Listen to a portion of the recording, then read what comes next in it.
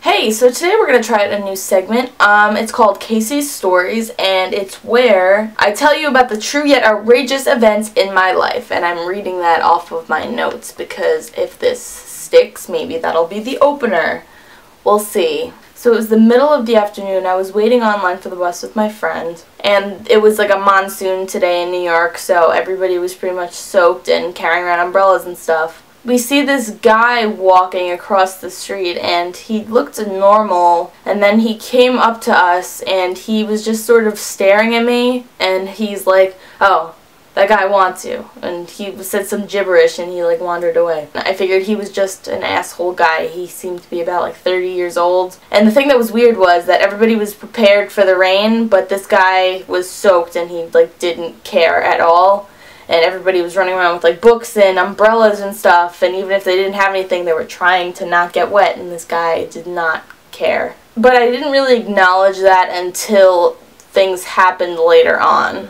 I noticed throughout the whole bus ride that he was sort of falling over, like, you know when you're falling asleep on your desk in school and you're sort of doing one of these, or you're on the bus and the train or in a car and you're tired but you're trying to wake up but you can't, and you're doing one of these and you're sort of not completely there but you're not totally asleep either. So I thought that that's what the guy was doing. There was a metal bar on the bus, and this guy had his head straight on the bar, and he kept hitting the bar and hitting the bar, and I was thinking, well, if he was asleep he would be waking up from that, and he kept putting his head on the bar when he was like shifting around, so that was a little weird, but I figured, alright, deep sleeper, fine, whatever floats your boat. So this guy is really flopping around. The bus makes a turn. This guy falls straight out of his seat. He was on a single seat, so there was nobody next to him. Falls flat on the floor, sideways. And we all just stared. Nobody knew what to do. There were about 10 people on the bus with me. Didn't really know what was going on. My friend had already left.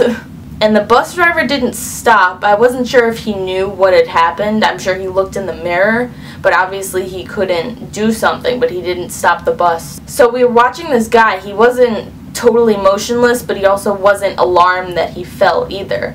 And I would assume that when you hit your head smack on the floor, he fell a good 4 or 5 feet from where his head was. And he was just sort of squirming a little bit, and eventually he sat himself up as the bus is still moving, and he's just like swaying around.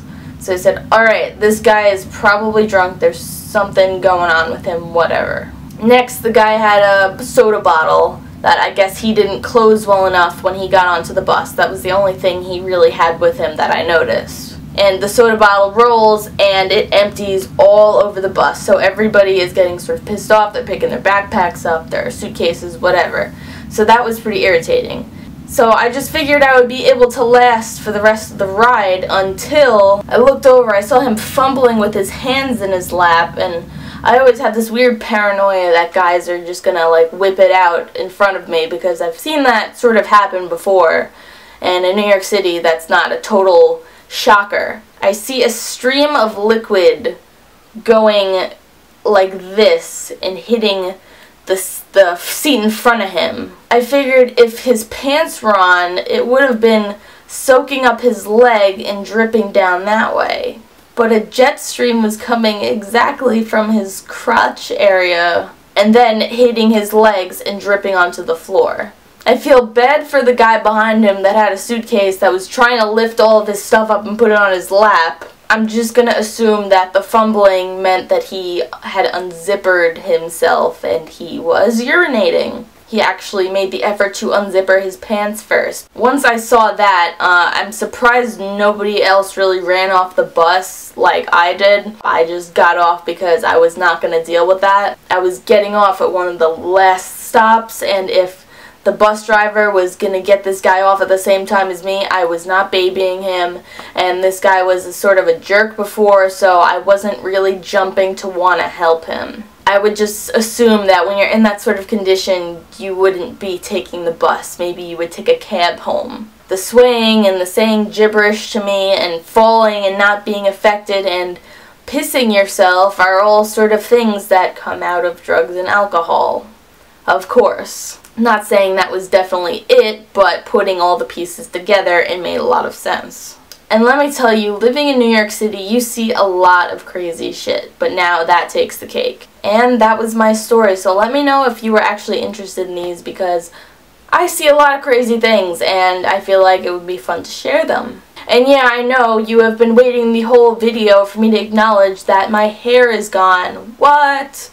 Yeah, it's not straightened. I know I look like a little 13-year-old surfer boy, but sorry, I wasn't gonna jump on it. Like I said, it was raining today. It was raining today. Hot and dangerous. I don't know why I did that. I'm sorry. I'm very tired. So thank you for watching, and I'll see you next video. Bye.